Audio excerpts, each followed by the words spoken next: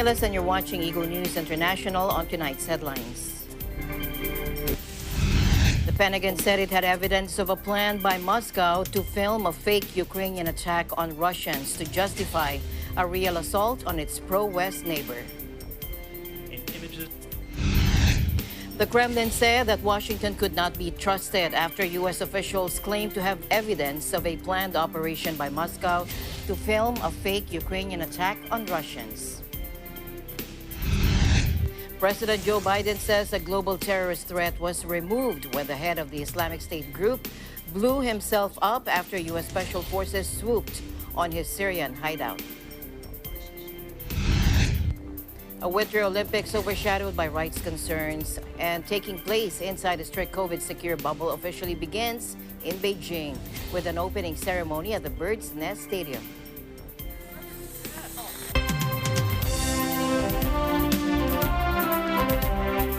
The Pentagon said it had evidence of a plan by Moscow to film a fake Ukrainian attack on Russians to justify a real assault on its pro-West neighbor.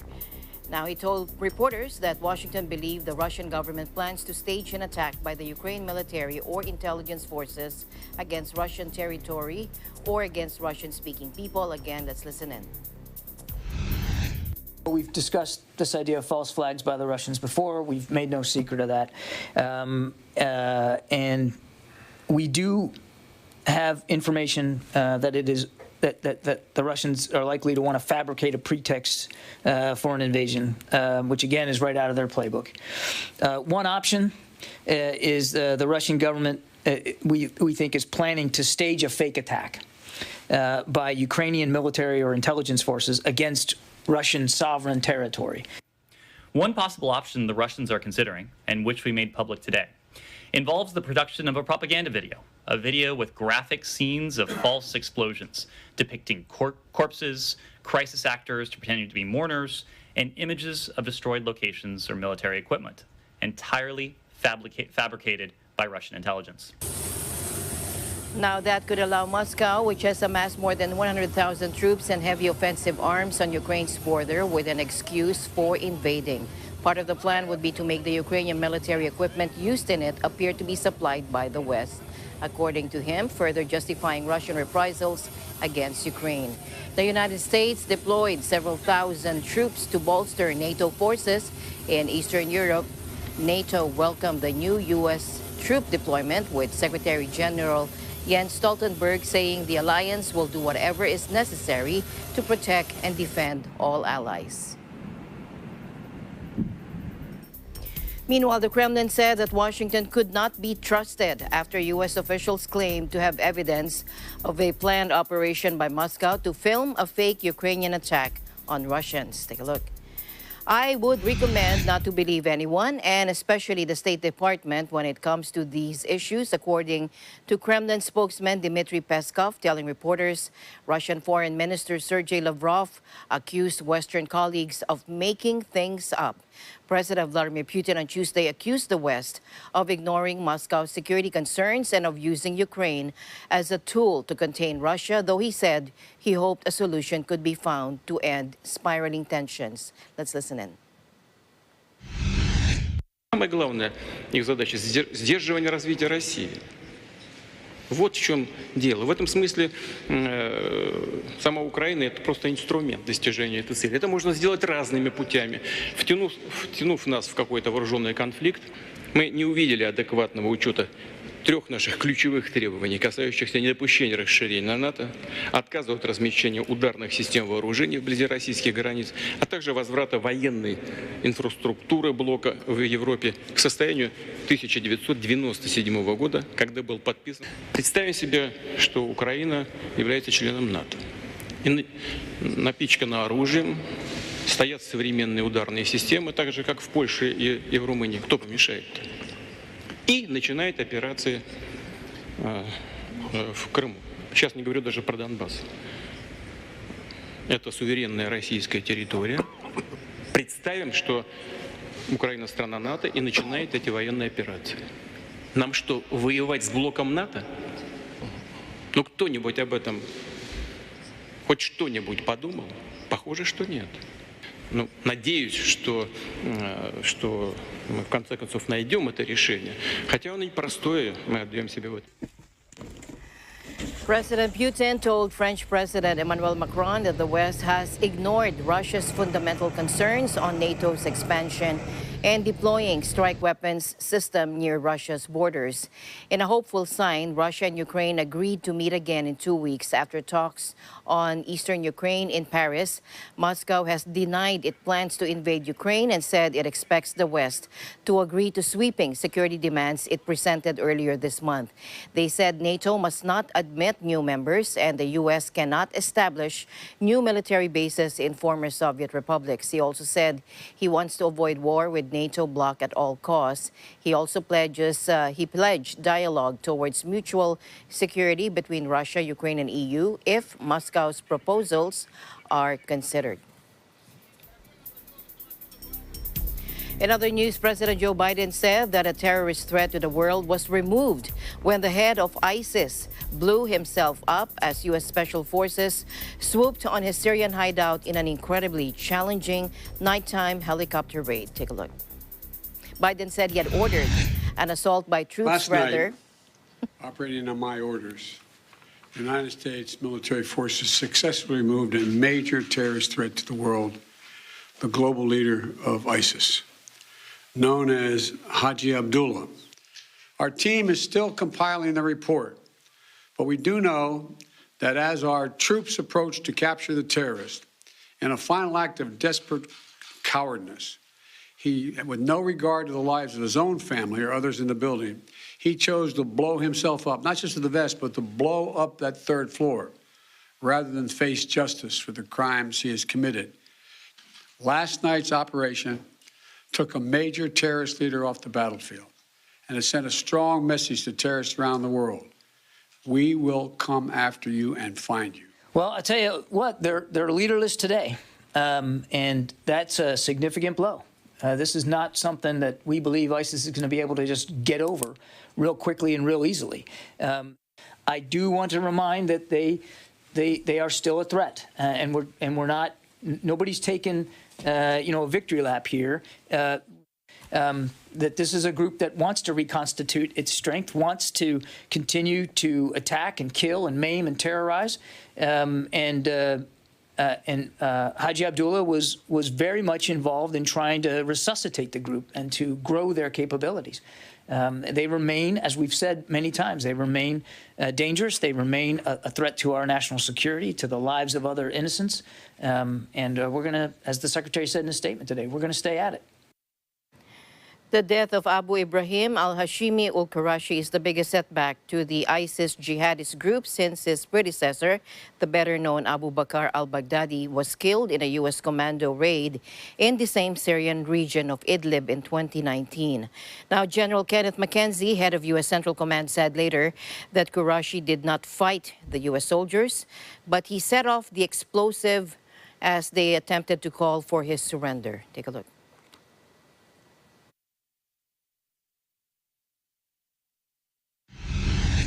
To be very clear, Haji Abdullah did not fight.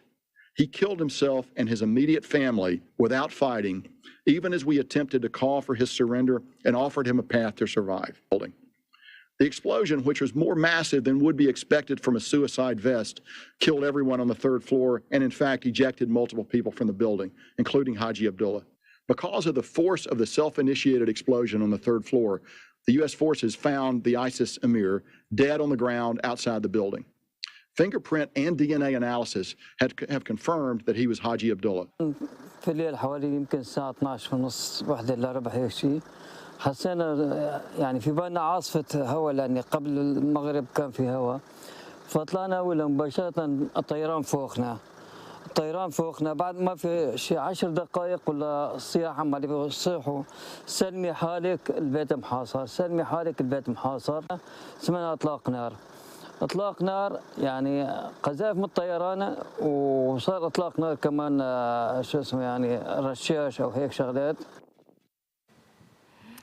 The U.S. government had offered a $10 million reward for information leading to Qurashi, who was an Iraqi also known as Amir Mohammed Saeed Abdul al-Rahman al-Maula. The death of the ISIS leader comes 2 weeks after the group staged a huge attack to spring its fighters from a Kurdish-run prison in northeastern Syria. While the U.S. side had no casualties, one of the helicopters had to be destroyed after developing mechanical problems, according to a senior U.S. official. Its smoldering remains were photographed in the village of Jinderes in northern Aleppo province. Hundreds were killed in what was ISIS' most high-profile operations since the demise of its caliphate nearly 3 years earlier. Here in the country, 6 presidential candidates of the Philippines were invited in the Panata Sabayan, the Presidential Candidates Forum of the Kapisanan ng mga Broadcaster ng Pilipinas, on Friday, scheduled from 9 a.m. to 12 noon today, except for former Senator Ferdinand Bongbong Marcos Jr., the 5 other presidential bets attended a live virtual event to present their platforms and to answer questions from 4 panelists. The 5 presidential candidates who attended through online means were Vice President Leni Robredo, Senators Panfilo Lacson and Manny Pacquiao, Manila Mayor Isko Moreno Dumagoso, and labor rights activist Leonie de Guzman. Take a look.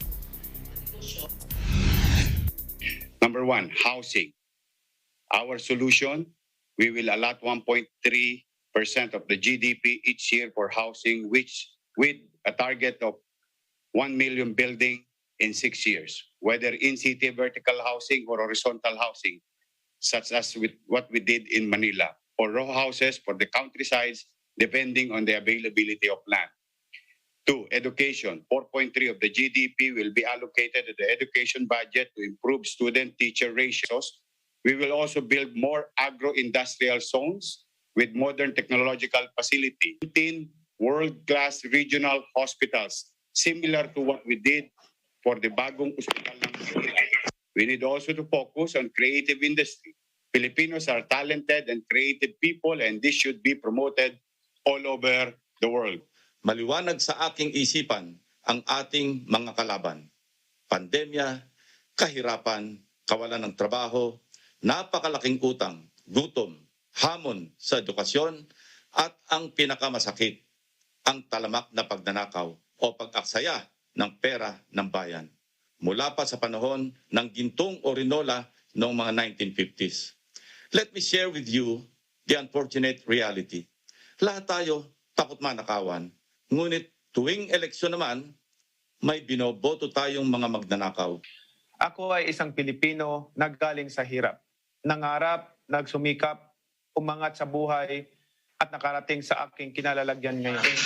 Ang maayos na tahanan, kumakalam na sikmura at kailangang trabaho at kabuhayan sa milyong-milyong mga Pilipino. Ito ang laban ko, ang laban ng bawat Pilipino. Handa na po ako. Ito ang aking mga plataforma. Alcohol. Stop corruption, employment, healthcare, internet signal, improvement at renewable energy development. Sa sistema ang tao, papasok ang puhunan, lalago ang negosyo at dadami ang trabaho. Aangat ang industriyang Pilipino mula maritime at shipbuilding, modernong agrikultura at pangingisda, manufacturing at climate industries, at higher value tech industries. Poprotektahan natin ang maliliit na negosyo at bibigyan sila ng access sa capital market. Takasin natin ang agrikultura, lalo na ang local production para tuloy-tuloy ang kita ng mga magsasaka at mangingisda at sigurado ang food supply. At itaas natin ang sahod ng mga manggagawa sa mga probinsya kapantay ng sahod sa Metro Manila. At yung ating mga MSME ay kinakailangan nating tulungan. Mag-aalat ang gobyerno ni Leonie de Guzman ng 125 billion para suportahan yung ating mga maliliit na negosyante. Ipatitigil natin ang rice tariffication law upang sa ganon ay tumaas muli ang halaga ng palay ng ating mga magsasaka. Part of the event, the candidates were given 5 minutes each to present their platform of government. After this, each of the panelists asked the candidates round robin in the segment called One-on-One, where the bets were given a minute each to answer the question. Then all 4 panelists asked each of the bets in the segment called Q&A 4-on-1. The next segment is called KBP Town Hall, where representatives of 20 KBP chapters from various regions of the country got to ask their questions to all the presidential candidates present at the forum. During the first part of the forum, Vice President Robredo had problems with her internet connection. The event was moderated by broadcast journalists Rico Hizon and Karen Davila. The 4 panelists are Elmer Alcol of Bombo Radio, Robbie Alampay of One News, Dan Andrew Cura of Far East Broadcasting Corporation, and Ed Lingao of News 5.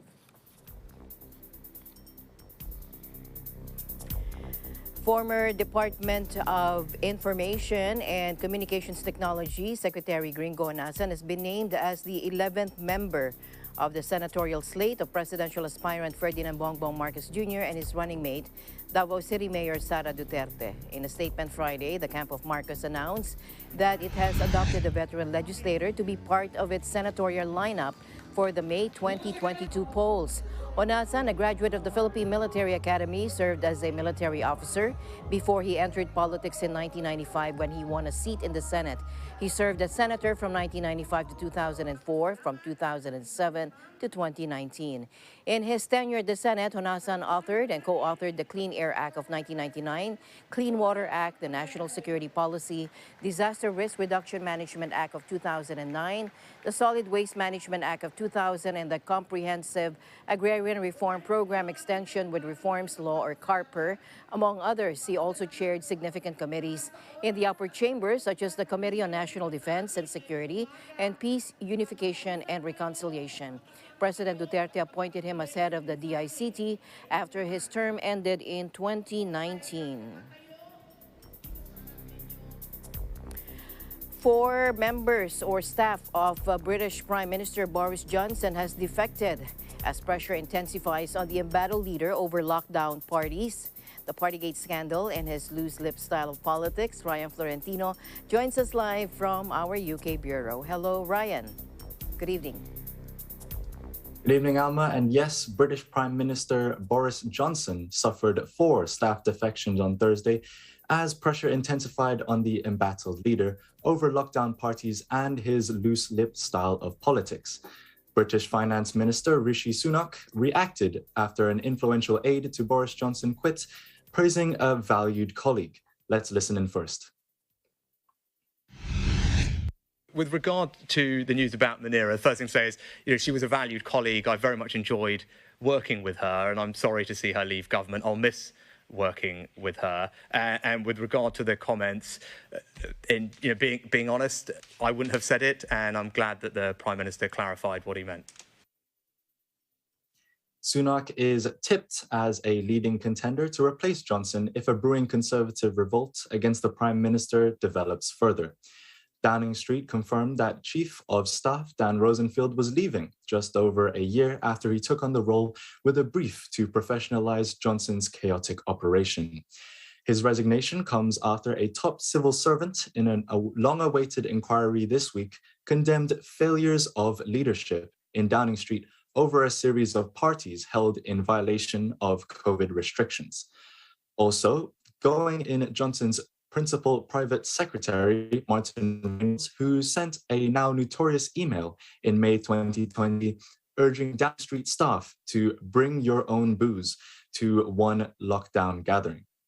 Johnson thanked them both for their significant contribution to government and No 10, including work on the pandemic response and economic recovery. Their departures were confirmed not long after those of 2 other top advisors, Director of Communications Jack Doyle and Head of Policy Munira Mir.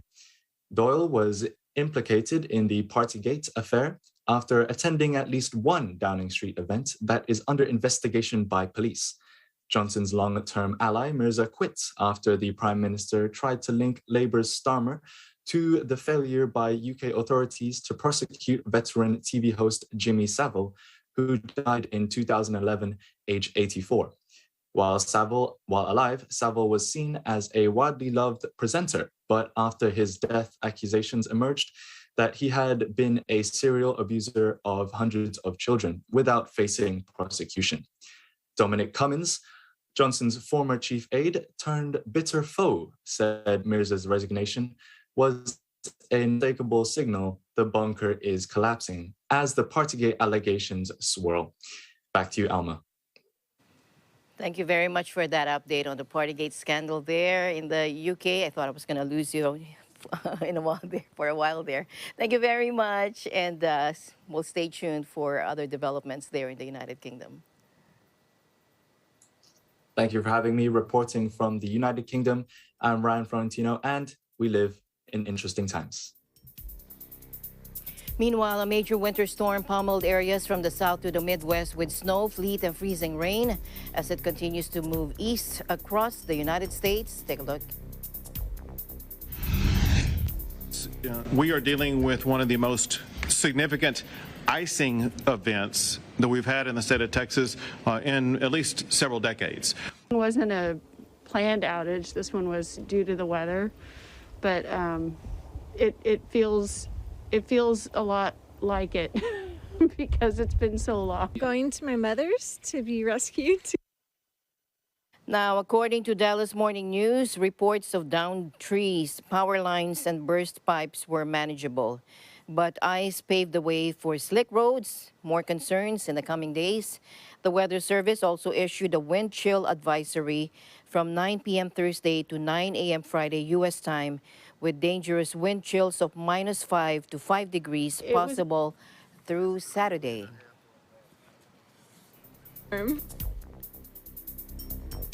And the opening ceremony of the Beijing Winter Olympics began today as China attempts to turn the page on a troubled buildup overshadowed by human rights concerns and COVID.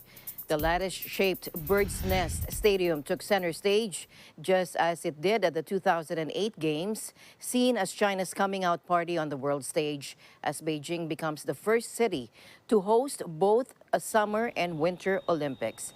The opening ceremony was attended by President Xi Jinping, under whose rule China has adopted a more muscular attitude internationally compared to 14 years ago. President Xi, who will declare the Games officially open, will be joined by more than 20 world leaders, including Russian counterpart Vladimir Putin, the two presidents having met earlier in the day. In other news, earlier we were able to talk to Commissioner Teresita Batayola, one of the three Filipinas and members of the President Biden's Advisory Commission on Asian Americans, Native Hawaiians, and Pacific Islanders, who were sworn into office today via online with Vice President Kamala Harris. Let's listen in. We're honored to have Ms. Teresita Batayola, President and Chief Executive Officer of the International Community Health Services in Seattle, Washington. And she leads the state's largest Asian and Pacific Islander nonprofit organization providing primary health care services.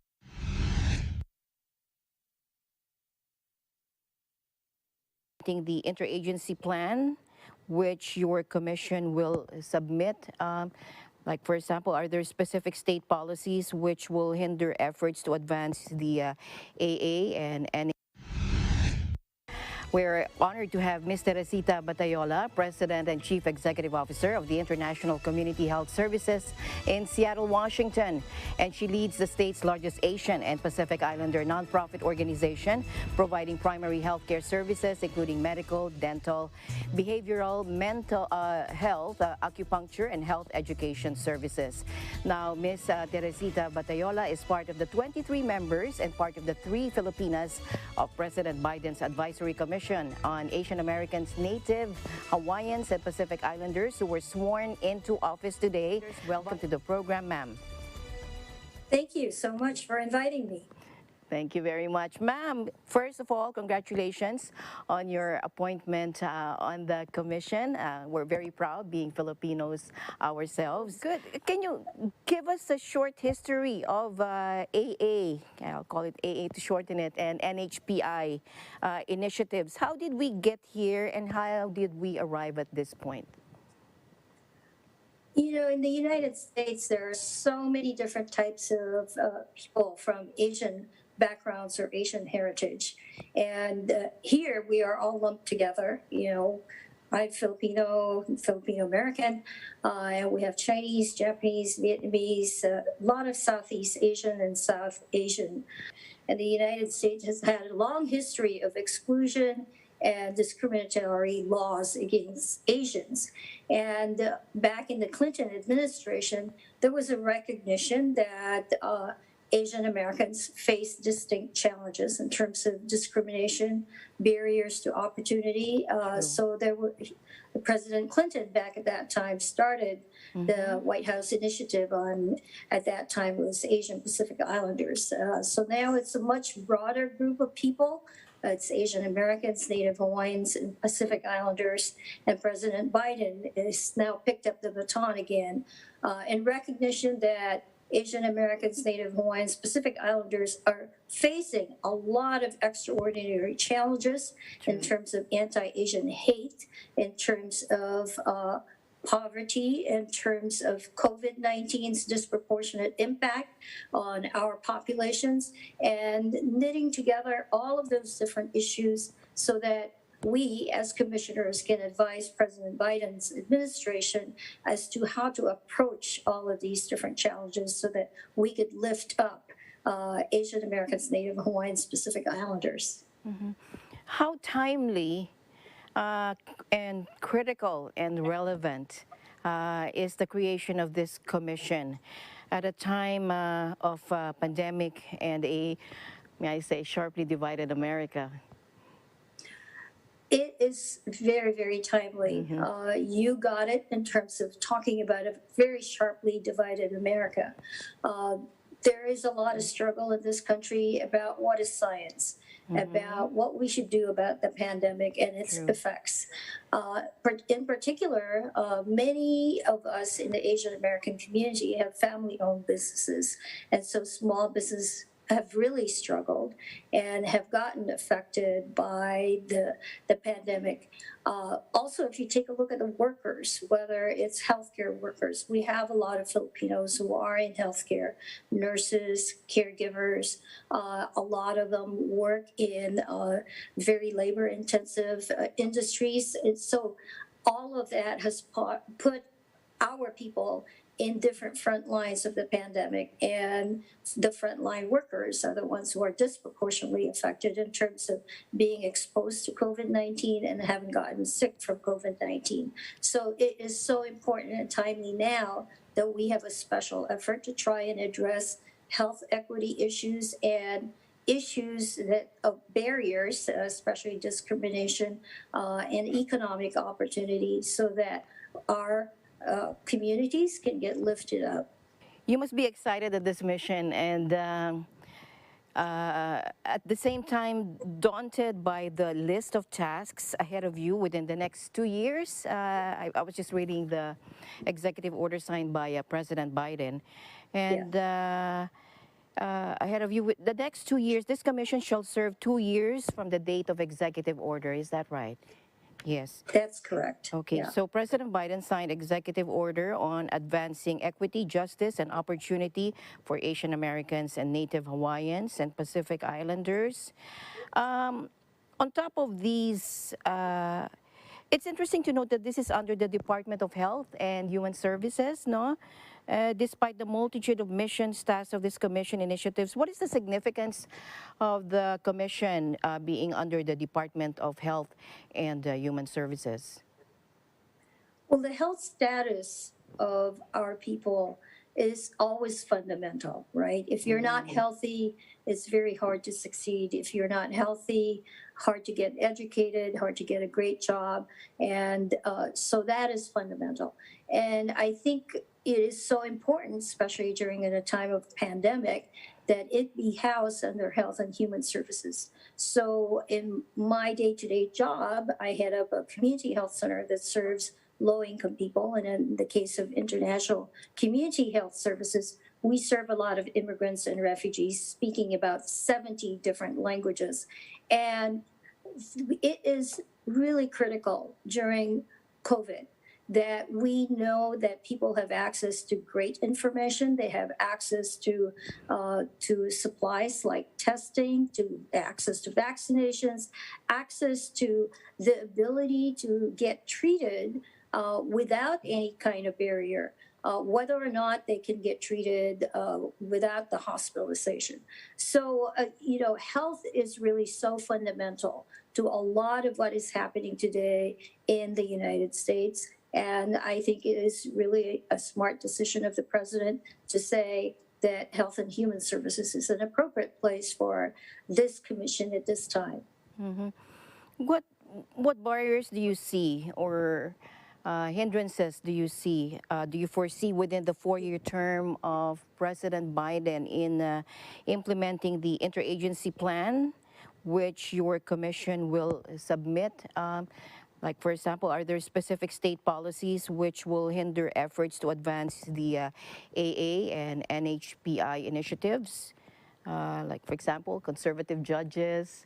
And if so, I'm asking in this light because will the commission consider some flexibilities in implementing your initiatives? So you named it a little earlier when you said we have a divided country right now in the United States. So that is a very fundamental thing that we're going to have to address. There's an innate racism that happens with people's perceptions in terms of who we are and our abilities and to participate fully in the United States. But at the same time, there are things that we can do as a commission in terms of recommending policies that will lower the barriers or eliminate barriers. So because we're only going to be in a 2-year term, we're going to have to make some quick decisions in terms of what do we want to do, what kind of priorities should we tackle in terms of addressing some of the systemic and institutional issues that we can address. And I think that's the main difference in terms of being a presidential appointee, that we can really work at the federal level to address issues that can potentially really lift up health equity and other equity issues. I've read and personally heard Filipinos experiencing anti-Asian hate crimes. In the EO creating the commission, one of the aims is to improve safety, access to justice, and violence prevention for AA and NHPI communities. And that includes by preventing, reporting, addressing, and better tracking acts of hate and bias. Through social media and the news that many Filipinos have been at the receiving end of an anti-Asian hate crimes, is there a better way of tracking and reporting and preventing in your experience? Well, social media is helpful in terms of spreading the news, the information about these incidences. But nationally, there are efforts like the organization that's doing a lot of work in advancing justice has started basically a national repository of all of these to start documenting them. In this country, there are laws against hate crimes, but not all of these acts of aggression qualify as a hate crime. But still, they are discriminatory acts against our communities and our people. So the fact that there's now a concerted effort to build the data so that we have proof that this has happened, that it is not just one social media incident that got repeated again and again and again, but that there are multiple events and some of them don't even get into the news. Can you tell us how AA and NHPI, how anti-Asian hate crimes have affected, how has anti-AA NHPI actions affected businesses over there? And can this interagency plan address these businesses and employment concerns? It has affected many of the Asian businesses in terms of the volume of business having gone down, people feeling like a little bit intimidated because they have been targeted, these businesses have been targeted, so customers potentially stay away because they don't want to be in harm's way. And I can say that because our organization, International Community Health Services, has locations in different communities, and one of them is in the Chinatown International District of Seattle.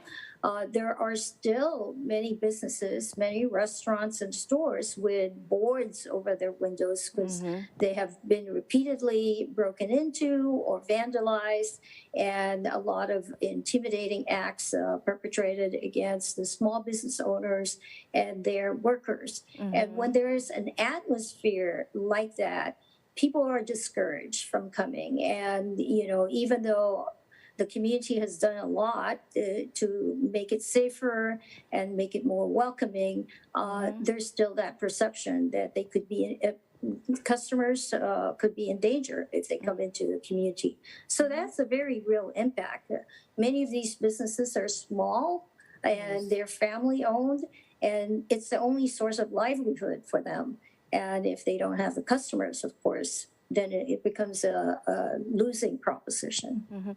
How aware are Filipinos there about this issue? Are we part of the continuing discussion on AA and NHPI, or do you sense some reluctance on them on the part of the Filipino community? I haven't been there for a while. I lived in Honolulu and San Francisco for a while, but so you can maybe update me on the awareness and involvement of Filipinos there on this issue. I think there is an effort to distance ourselves from what is going on, but there's also equally at the same time an effort to be a part of the solution. The distancing part is that Filipinos, especially those who are first generation, get confused about being lumped in with the Chinese. You know, oh no, that's a Chinese problem. Well, it's not a Chinese problem. It's all of our problem. But at the same time, as a community, because it has affected, you know, not just the Chinese, but anybody who has Asian heritage or Pacific Islander heritage, who looks, you know, you're a person of color and you look like you're from somewhere else. Then there's more of an effort to band together as communities to work across the divide, if you will. And so now, all of us who are at the end of the stick, if you will, who are targeted for these discriminatory acts, are now working together, banding together to be able to you know, right what is happening now and place us back into a situation where there is more inclusion, there's more acceptance of everybody. Are the Filipino American community youth actively involved in this? Are the Filipino American community youth actively involved in this topic, and has it sparked discussion within their ranks? I, you know, really am proud to say that I do believe the Filipino American youth are pretty aware.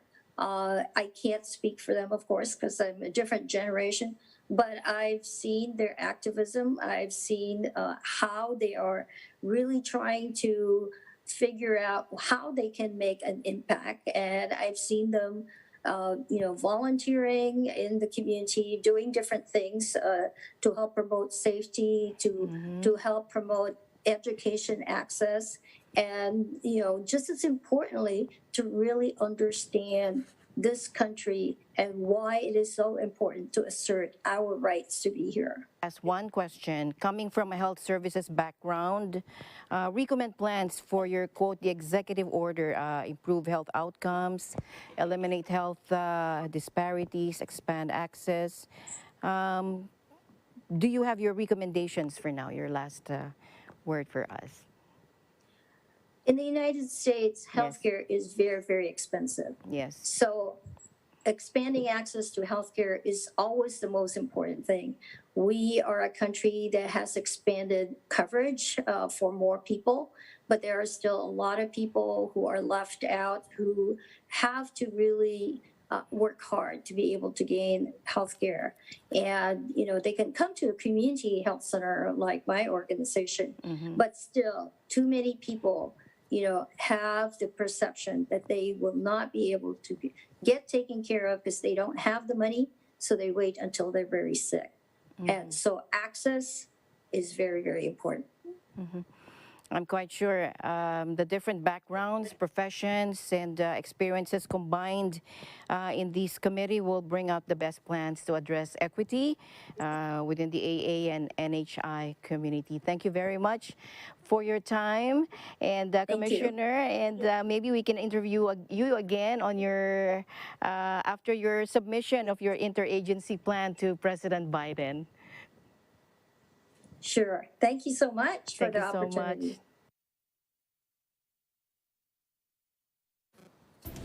And the news continues here on Eagle News. We'll be right back.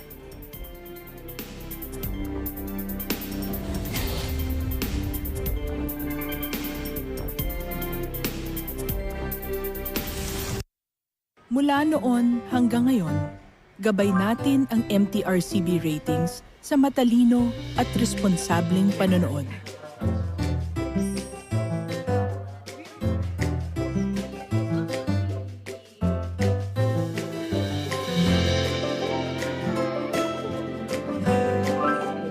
Sa tamang pagsunod sa MTRCB ratings, ginagawa nating ligtas at makabuluhan ang panonood ng bawat miyembro ng pamilyang Pilipino. Lumipas man ang panahon, hanggang may pamilyang Pilipino, andyan ang MTRCB. Alam namin ang iyong pagsisikap. Dama namin ang iyong mga sakripisyo. Kita namin ang pagharap mo sa bawat pagsubok. Kaya sa kabila ng mga hamon ng buhay, nandito kami para umalalay. Kasi katulad mo, gusto rin namin ang magandang bukas para sa kanya. Hatid namin ang dekalidad na edukasyon at makabagong pasilidad sa abot kayang halaga. Kaya huwag ka nang mangamba, sasamahan ka namin tuparin ang mga pangarap niya.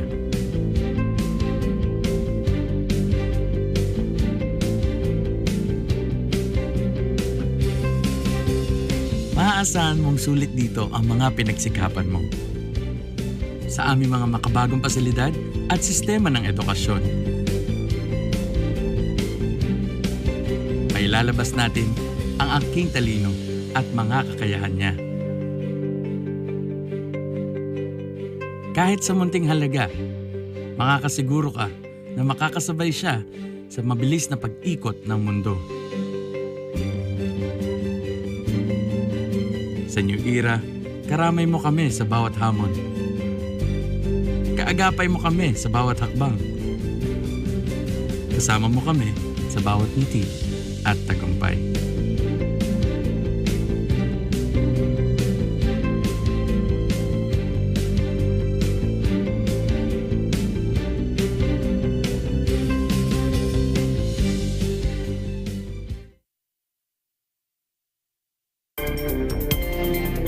Welcome back. Back here in the country, foreign nationals traveling for business or tourism purposes may enter the Philippines without visas starting February 10 if they satisfy certain conditions. Let's listen in.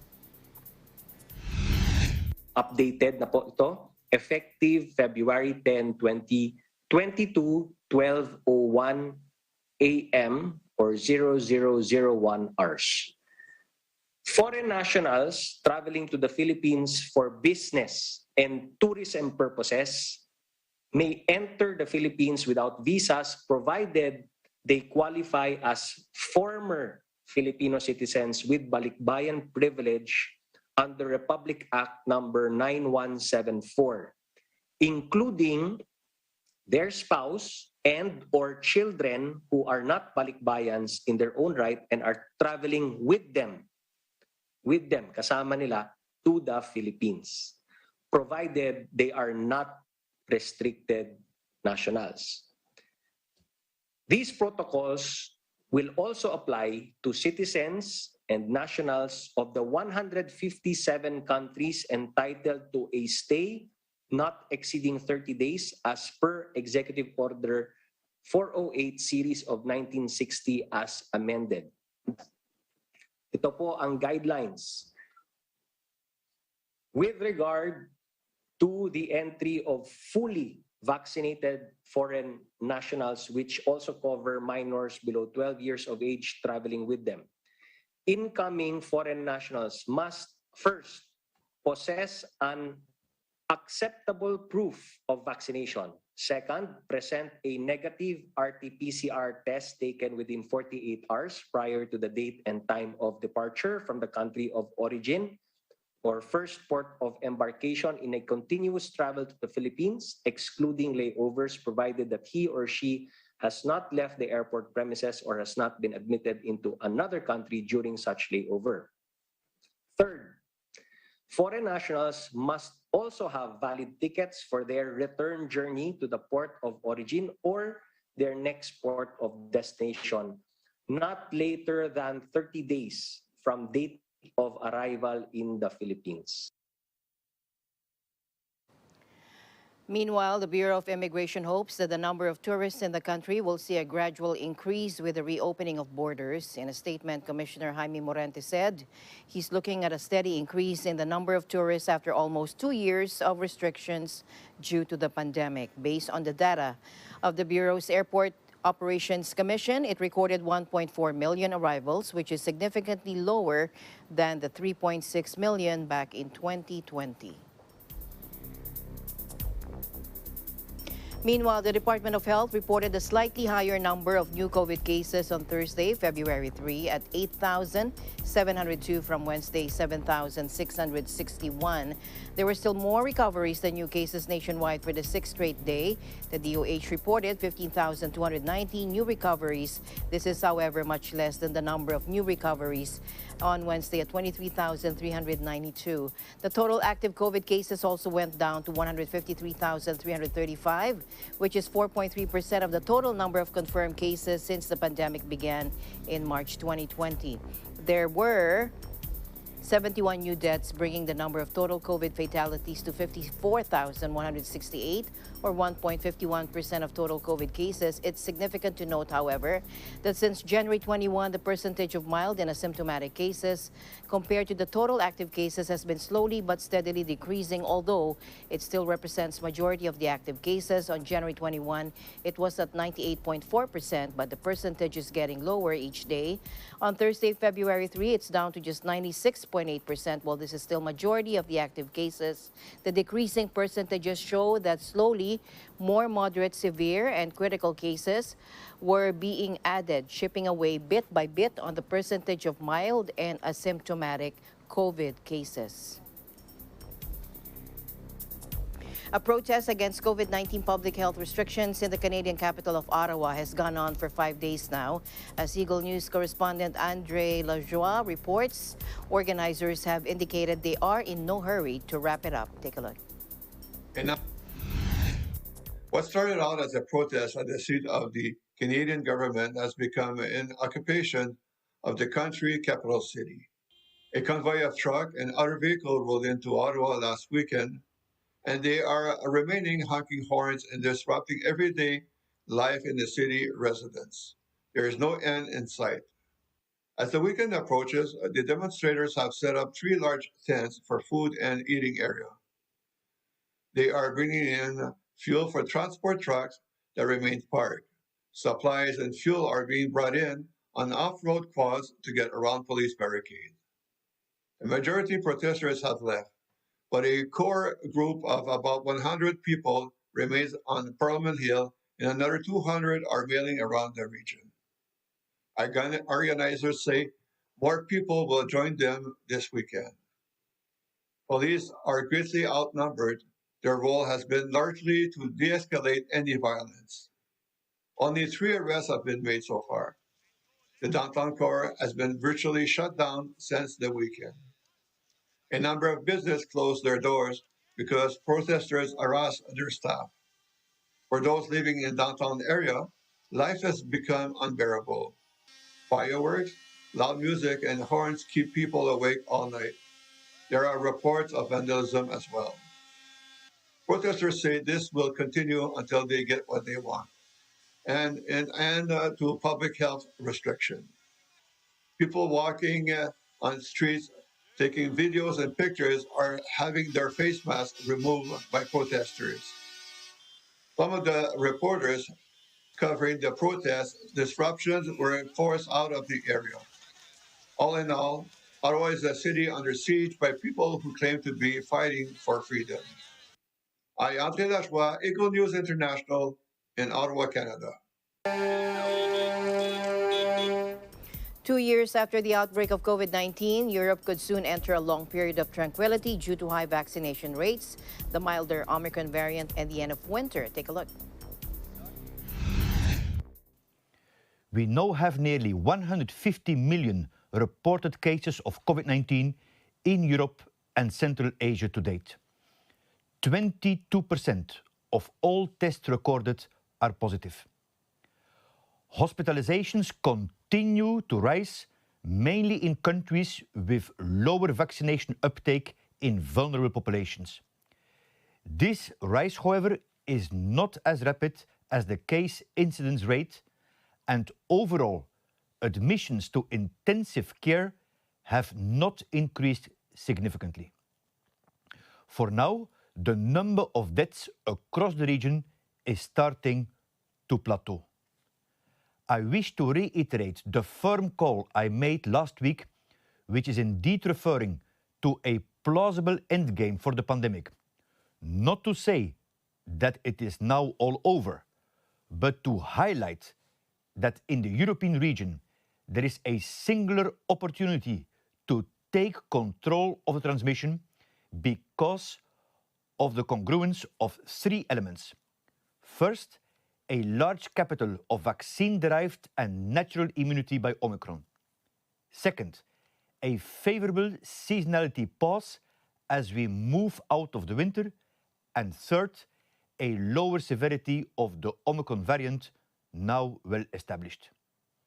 This context that we have not experienced so far in this pandemic leaves us with the possibility for a long period of tranquility and a much higher level of population defense against any research in transmission.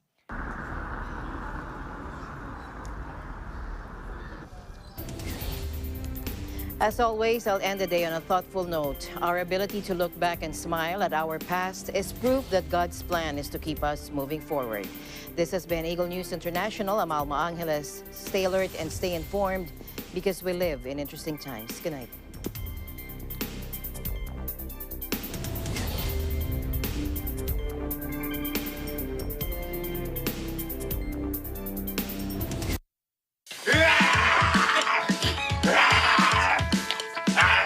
Hindi ka natatakot sa akin? Para sa mga taong mahilig mangutang, pero hindi marunong magbayad. Dun, dun, dun, dun! Paano kanila pagkakatiwalaan kung nakaw ang couple necklace? Kailangan mabalance nyo ang batsa. Tatanggalin nyo ang medyas isa-isa.